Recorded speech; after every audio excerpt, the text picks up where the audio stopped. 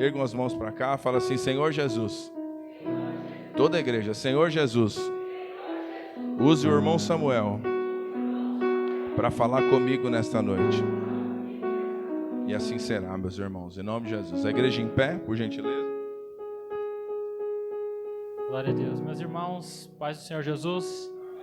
Amém? Uma honra poder ministrar a palavra do Senhor hoje, neste culto mais do que especial, né? Eu acho que me faltam palavras para expressar a gratidão que eu tenho a Deus e aos meus pastores por essa oportunidade, mas é uma honra poder servir essa igreja, e é uma honra poder servir os irmãos hoje também, ministrando a palavra de Deus. Abra sua Bíblia comigo, por favor. Salmo 126.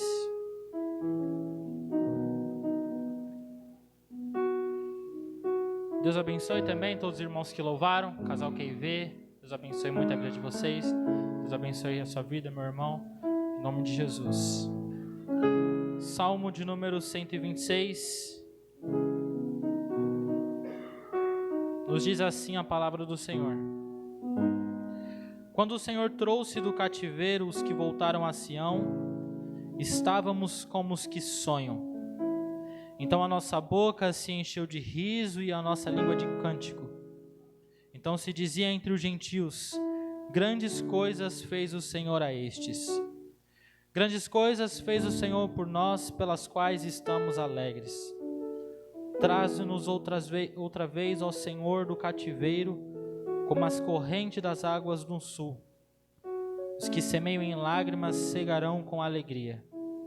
Aquele que leva a preciosa semente, andando e chorando, voltará sem dúvida com alegria, trazendo consigo os seus molhos. Amém? Podeis assentar, meus irmãos, em nome de Jesus. Salmos é um livro que faz parte dos livros poéticos da Bíblia. Esse livro originalmente ele é dividido em 5 livros, cada um contendo 30 salmos. Ele é basicamente o inário judaico. O livro dos Salmos não é um livro de doutrina propriamente, mas você encontra doutrinas sendo expressas no livro de Salmos. Você tem salmos que são chamados na teologia de imprecatórios, ou seja, eles são expressões humanas, às vezes até mesmo de vingança. Você encontra Davi falando: Senhor, quebra os dentes dos meus inimigos. Você vê salmos que são diretamente ligados com a pessoa de Jesus Cristo. Você encontra salmos como o Salmo 91, que ele está ligado com a escatologia, com as coisas que ainda vão acontecer. E você encontra uma coleção de 15 salmos, do Salmo 120 ao Salmo 134, chamado de Cântico dos Degraus. Portanto, os salmos que nós lemos faz parte dessa coleção.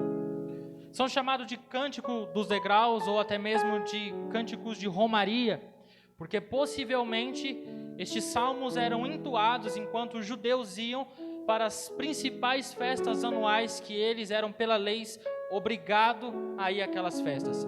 Então, no decorrer do caminho, eles iam entoando ao Senhor estes salmos. E alguns deles têm uma referência direta ligada ao cativeiro de Babilônia que o Senhor os tirou. Portanto, a síntese, o resumo do Salmo 126 é a alegria dos judeus por terem retornado do cativeiro para a terra deles. O resumo daquilo que nós lemos aqui no Salmo 126 é esse: a alegria dos judeus por eles terem retornado do cativeiro para a terra que era deles.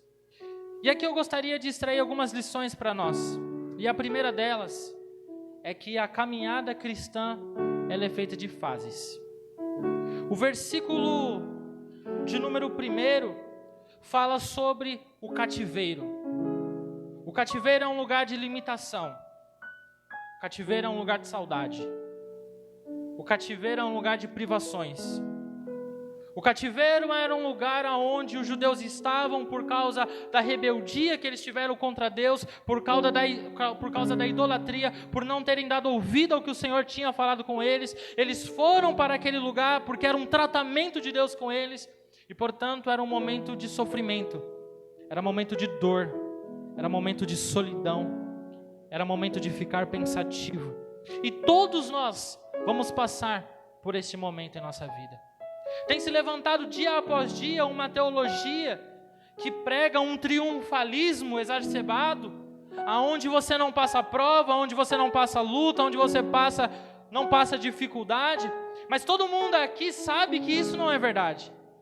As palavras podem ser bonitas, a proposta pode ser até legal, mas o que Jesus nos propõe é renunciar a si mesmo, tomar uma cruz e segui-lo.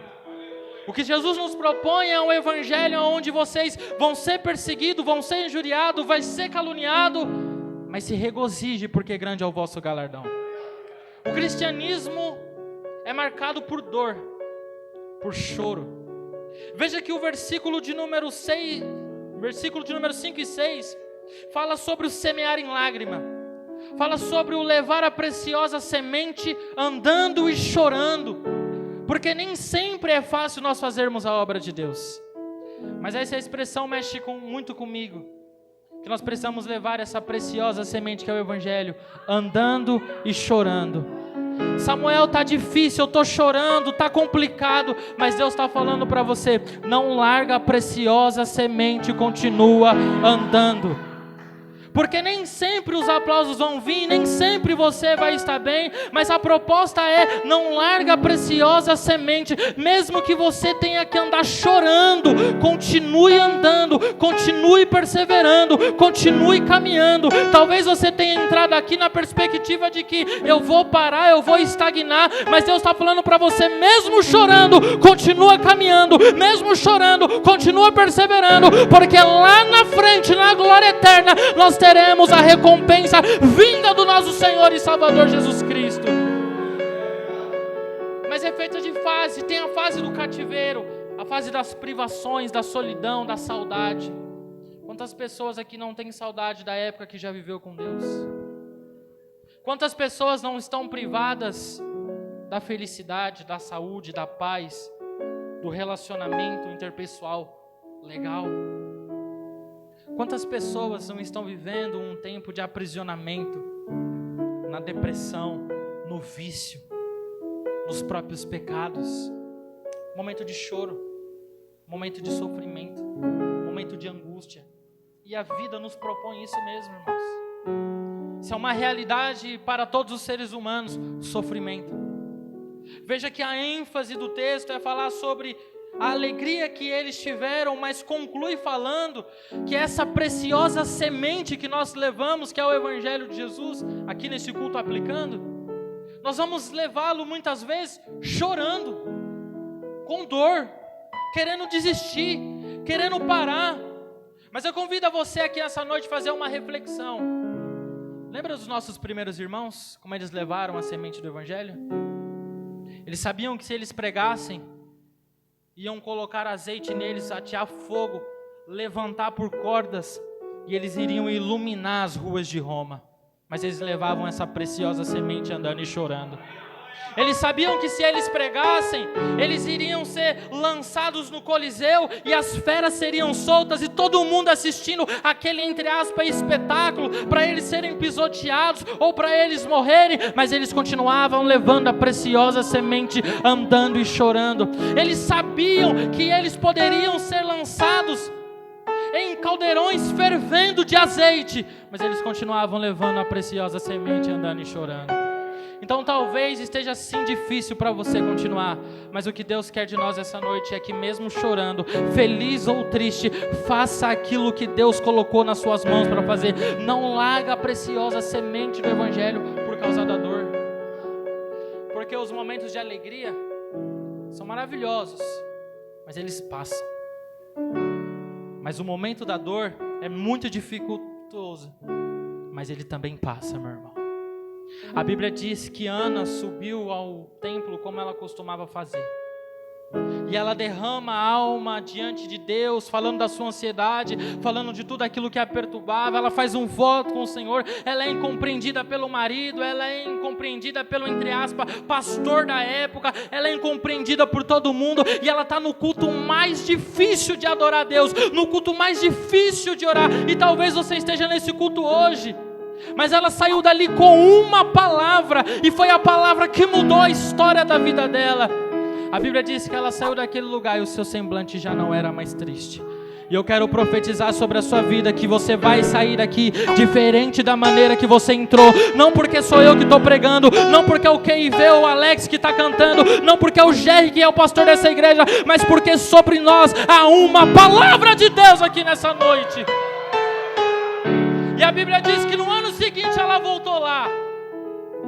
Só que ela já não volta mais chorando. Ela já não volta mais angustiada. Mas ela vem com Samuel e fala assim para ele: ó, era por esse menino que orava eu. Eu profetizo em nome de Jesus que você vai voltar ainda a essa casa, não para chorar, não para se lamentar, mas para olhar para a igreja e falar: ó, igreja, é por essa benção que orava eu. Aquele dia foi difícil de adorar, aquele dia foi difícil de cultuar, aquele dia eu tive dificuldade de orar a Deus, eu tive dificuldade de cultuar, mas eu estou aqui com a minha bênção para a honra e glória do nome do Senhor. O que significa? Ela teve um momento do choro, da dor, da angústia, mas Deus colocou um sorriso no rosto daquela mulher. A Sara tentou, pelos seus próprios meios, alcançar a bênção de Deus para ter algum motivo para sorrir, irmãos. Sara fala para Abraão se deitar com Agar, por quê? Porque é um jeito da gente alcançar a promessa que Deus disse que iria cumprir sobre a nossa vida. E quantas vezes você já não tentou fazer isso? Vou tentar arrumar um jeito de ser feliz. E algumas pessoas recorrem ao vício, algumas pessoas recorrem ao mundo, algumas pessoas recorrem a uma teologia mentirosa. E o ser humano vive dia após dia tentando de alguma maneira se satisfazer. Mas Sara entendeu que a mão dela nisso só complicou a situação. Até o dia que ela recebe o sorriso, que é o Isaac. E ela fala assim: o Senhor tem me feito riso, e todo aquele que crê nele rirá comigo. O que eu quero te mostrar, irmãos, é que o momento da tristeza é Deus permitindo, mas o momento da alegria Deus também vai trazer sobre a sua vida. Talvez você esteja vivendo momentos difíceis, momentos conflituosos, mas o Senhor Jesus Cristo está aqui nessa noite para te dizer que Ele tem um sorriso para colocar no seu rosto, que Ele tem alegria para você viver, que Ele vai te trazer momentos extraordinários, regozijantes na presença dEle. O choro faz parte. E no Salmo de número 137, esse povo que está no cativeiro, eles paravam nos rios da Babilônia. É só você ler o Salmo 137, você vai ver isso. E choravam à beira do rio. As harpas que eles subiam para Jerusalém cantando, eles jogaram no salgueiro. E os soldados, vendo isso, olhavam para eles e falavam assim: canta o hino que vocês cantavam lá em Sião. Cante uma música que você cantava lá atrás. Mas eles olhavam e diziam assim: como que a gente pode cantar um hino ao nosso Deus em terra estranha? Chorando, triste, sem esperança, sem alegria. Até o dia que a mão do Senhor foi lá na Babilônia e tirou o povo dele que estava lá. E esse povo volta, retorna a Jerusalém, louvando e glorificando ao nome do Senhor. Hoje é noite de você tirar a harpa do salgueiro. Hoje é noite de você sair da frente do rio da Babilônia. Hoje é noite de voltar para o lugar que Deus tem para você. Deus tem um lugar de alegria preparado para o seu povo. A vida cristã é feita de fases. E a primeira fase que eles vivenciam é a fase do sofrimento. E por isso que eles aplicam no versículo 5 e 6 a respeito de andar com uma semente. Por quê? Porque quando eles estão indo para a Babilônia é sofrimento. Só que o maravilhoso de tudo isso é que mesmo lá na Babilônia, Deus usa o profeta Jeremias 29. A gente conhece muito esse texto, né? Aonde Deus usa o profeta para mandar uma carta para eles. E a carta de Deus para aquele povo é: eu bem sei o pensamento que eu tenho sobre vós. Eu bem sei o pensamento que eu tenho sobre vós. Não é um pensamento de mal, mas é um pensamento de bem. Se vocês me buscarem de todo o coração, vocês vão me encontrar. Um Deus que está trazendo esperança para aquele povo que está aprisionado, que está solitário, que está triste. E Deus está trazendo uma mensagem: me busca, me adora, porque se você fizer isso, eu vou mudar o quadro que você está vivendo. Me busca, me adora, porque se você fizer isso, eu vou entrar com a intervenção e eu vou te ajudar novamente. É lindo de ver que o Deus que tirou aquele povo do Egito está disposto a tirar esse povo agora da Babilônia. Esse povo que saiu de uma escravidão entra numa outra escravidão agora. E o mesmo Deus vai atuar 2 vezes fazendo a mesma coisa na vida deles. Mas eu repito, é feito de fases. A caminhada cristã é feita de fases. Vai ter um momento que a gente vai estar lá querendo desistir de tudo, parar. Mas vai ter aqueles dias, igual hoje, que a gente está alegre na presença dEle. Momentos difíceis vão vir, mas hoje a gente está alegre, saltitante, glorificando o nome daquele que nos momentos bons e ruins está cuidando de nós. Que nos dias bons e que nos dias ruins nós sentimos a presença dEle. Que nos dias bons e nos dias ruins está cuidando de nós nos mínimos detalhes. Eles saem da fase do cativeiro e agora eles vão entrar na fase da restauração. Porque essa palavra no hebraico trouxe, que está no verso 1, ela pode ser traduzida por restauração. Deus está restaurando uma alegria que eles perderam. Deus está restaurando algo que eles deixaram para trás. O que é que nessa noite você precisa que seja restaurado na sua vida? Eu sei que tem pessoas aqui que estão orando por uma restauração no casamento. Alguns orando por uma restauração no ministério. Alguns orando por uma restauração na vida espiritual. Hoje é noite de Deus restaurar vidas neste lugar. Uma das palavras mais impactantes que Deus trouxe sobre essa igreja através do pastor Jerry foi que nessa igreja famílias restauradas iriam restaurar outras famílias. Então, em nome de Jesus, a sua família é restaurada agora, o seu ministério é restaurado agora, a sua saúde é restaurada agora, o que você vivia em Deus é restaurado agora no poder do Espírito Santo. Eles vão entrar numa outra fase, a fase da restauração. E nessa fase eles vão enxergar a mão de Deus cuidando deles. E eles falam que quando eles voltam do cativeiro, quando Deus trabalha na vida deles, o texto bíblico diz que eles ficaram como quem estava sonhando. Então a boca deles se encheu de riso. Sabe quando você não consegue controlar o sorriso? É disso que o texto está falando. A boca se encheu de riso, dos lábios de cânticos. Por isso que diversas vezes você vê na Bíblia pessoas que passam situações difíceis, mas que elas escrevem um cântico ao Senhor, porque cântico é expressão de alegria na Bíblia. O próprio Tiago diz isso, tá? Vocês estão felizes? Felizes? Cantem. Você vê o cântico de Ana, você vê o cântico de Moisés, você vê o cântico de Zacarias, você vê o cântico de Maria, você vê diversos cânticos. Por quê? Pessoas que passaram situações difíceis, mas que viram a mão de Deus intervindo. Deus vai colocar um novo cântico na sua boca. Deus vai te dar motivo para sorrir. Deus vai te dar motivo para sonhar de novo. Deus vai te dar prazer em viver, porque a pior coisa que pode acontecer com o ser humano é ele perder a vontade de viver, perder o sentido da sua vida. Mas hoje é noite de restauração nesse lugar. Eles começam a entrar nessa fase da restauração. Eles veem a mão de Deus, eles ficam alegres. A alegria é tanta, Viana, que a Bíblia diz que entre os gentios, que entre as outras nações, eles olhavam e diziam: grandes coisas fez o Senhor por esse povo. E eles olhavam e diziam: grandes coisas fez o Senhor por nós, por isso nós estamos alegres. Eles não falam isso só porque eles veem Deus tirando o povo do cativeiro. Eles falam isso porque eles veem a alegria daquele povo, e eles entendem que aquele povo só pode estar alegre daquele jeito porque Deus cuidou daquele povo. E sabe por que nós estamos tão alegres hoje? Porque desde o primeiro dia que essa igreja foi implantada aqui, nós vemos todos os dias a mão de Deus cuidando desse lugar.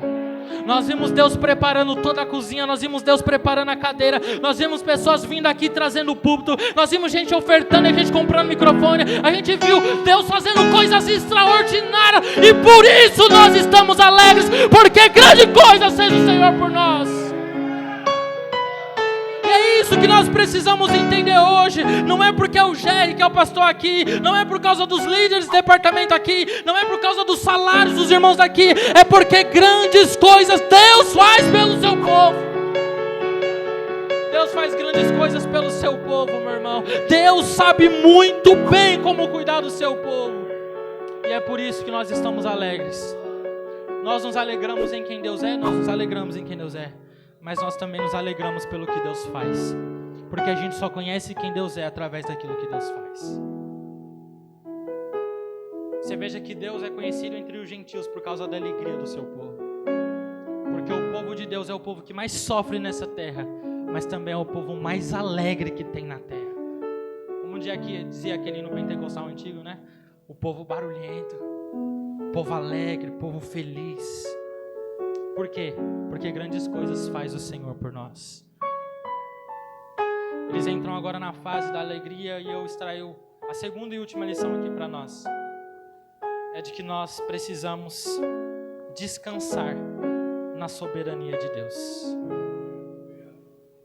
Sabe por quê? Porque esse povo viu a fase do cativeiro, a fase da privação, a fase da dificuldade, a fase do choro, a fase do lamento. E agora eles são restaurados, eles passam a viver uma outra fase na caminhada de fé deles. E eles precisam entender que a vida deles está rigorosamente no controle da mão de Deus. Sabe por que você fica tanto ansioso?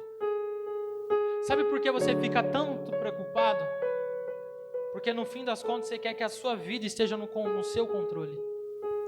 Mas o que você precisa entender é que a minha e a sua vida está sendo regida pelo arquiteto do universo. Então descanse na soberania de Deus, porque Ele está dizendo, grandes coisas fez o Senhor por nós. Eles nunca iriam sair da Babilônia pela própria mão deles. Deus precisou ir lá e tirá-los daquele lugar. Então descansa na soberania de Deus. Você está preocupado com muitas coisas, você está preocupado com muitas coisas, e Deus está falando para você, descansa, porque eu sei cuidar de você, eu sei cuidar do meu povo, eu sei como trabalhar, eu sei como abrir o mar, eu sei como fazer com que o fogo não consuma homens, eu sei como fazer com que leões não devorem alguém, eu sei como cuidar do meu povo. Você está aí dizendo, Deus faz assim, Deus faz assim. Não, assim não, Deus faz assim. E Deus está falando, descansa, para de quebrar tanta cabeça, para de se preocupar tanto, confia que eu sei cuidar do meu povo. Descanse na soberania do seu Deus. Eu acho lindo, no chamado de Moisés, Êxodo 3, quando Deus chama ele começa a olhar para a sua incapacidade. Mas eu não sei falar. Quem sou eu para que eu vá até Faraó? Eu não sou varão eloquente, eu não sou poderoso em palavras para que eu vá até a maior autoridade do Egito. E é interessante porque Deus está chamando ele, e ele está pensando assim, cara, eu não tenho habilidade para fazer isso que Deus está me chamando para fazer. Só que alguns versículos antes, quando Deus está conversando com ele, Deus fala assim, eu desci para dar livramento para o meu povo. Deus está querendo ensinar para Moisés, ô Moisés, você é só um canal, filho, você é só um instrumento, você é só um meio que eu vou usar, mas quem vai livrar sou eu, quem vai entrar com providência sou eu, quem vai curar sou eu, quem vai restaurar sou eu, quem vai fazer sou eu, você é só um canal daquilo que eu tenho para fazer. O que é que Moisés tem que aprender e que durante todo o seu ministério teve que continuar aprendendo? A descansar na soberania de Deus, porque Deus sabe o que faz. Esse povo agora vai descansar na soberania de Deus, porque eles entendem que foi o Senhor que os trouxe do cativeiro, foi o Senhor que te trouxe aqui, foi o Senhor que abriu aquele mar para aquele povo passar, foi o Senhor que fez com que os leões não matassem Daniel, Foi o Senhor que fez com que o fogo não matasse Sadraque, Mesaque e Abednego. É sempre o Senhor que faz as coisas. O cristianismo, esse culto e essa igreja não é sobre nós. É sempre sobre Deus. Eu não poderia concluir essa minha participação aqui sem falar rapidamente sobre a divisa que foi proposta, de celebrar a preciosidade do Evangelho. Porque tanto na fase boa quanto na fase ruim a gente precisa celebrar a preciosidade do Evangelho. Descansar na soberania de Deus porque nós conhecemos o Evangelho. Eu não poderia vir aqui e pregar outra coisa, uma mensagem motivacional ou qualquer coisa do tipo, sendo que durante todo esse tempo que nós estamos aqui, a gente tem se debruçado em entender o Evangelho. Porque a gente tem mais estudo bíblico do que culto aqui na igreja. Porque a gente entende que o que faz nós estarmos aqui fazer sentido é o Evangelho. O que faz essa minha ministração ter sentido é o Evangelho. O que faz essa igreja existir, fazer sentido, é o Evangelho de Jesus. Nós precisamos entender que a caminhada cristã, ela termina da mesma maneira que termina esse salmo. Como assim, Samuel? A caminhada, o salmo ele termina falando de alegria e recompensa. E a caminhada cristã na eternidade vai acabar dessa forma, com alegria e recompensa.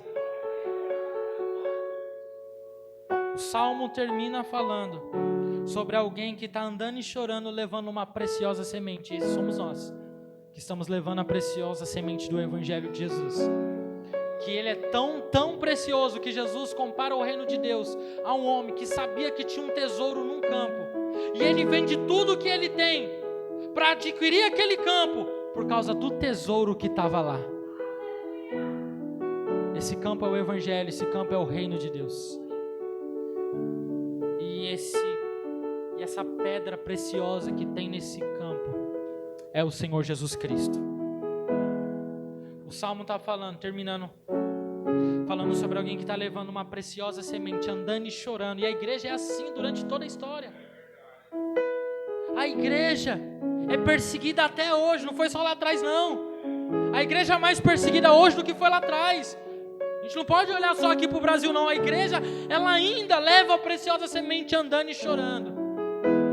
Mas há uma promessa, Apocalipse 21, que Ele limpará dos nossos olhos toda a lágrima.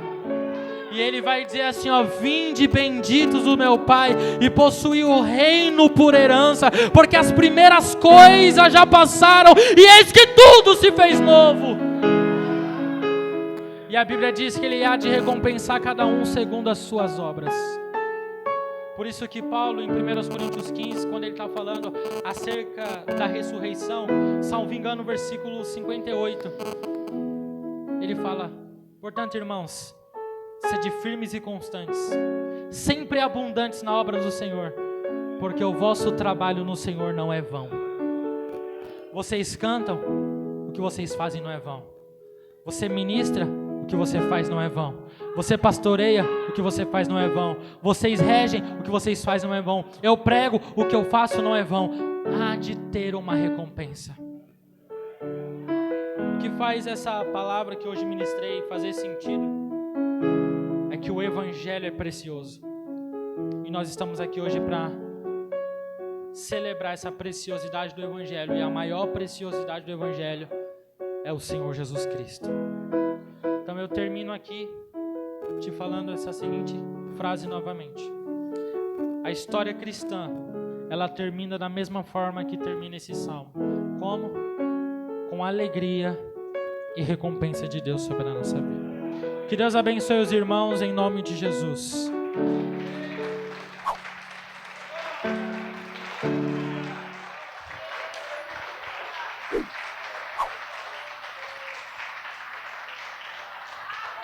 Glória a Deus. Glória a Deus. Quantos foram alcançados por essa palavra, meus irmãos? Que palavra poderosa é essa? Deus chamando a gente, sabe? Porque muitas vezes nós estamos inseridos em situações como a deste povo por causa das nossas próprias ações, por dar as costas para aquele a quem cuida da gente. E essa é a história deste povo. Mas chegou o momento da mão de Deus alcançar. A disciplina de Deus teve um tempo estabelecido, sabe? E Deus está chamando a gente para isso. Feche os teus olhos, curve sua cabeça.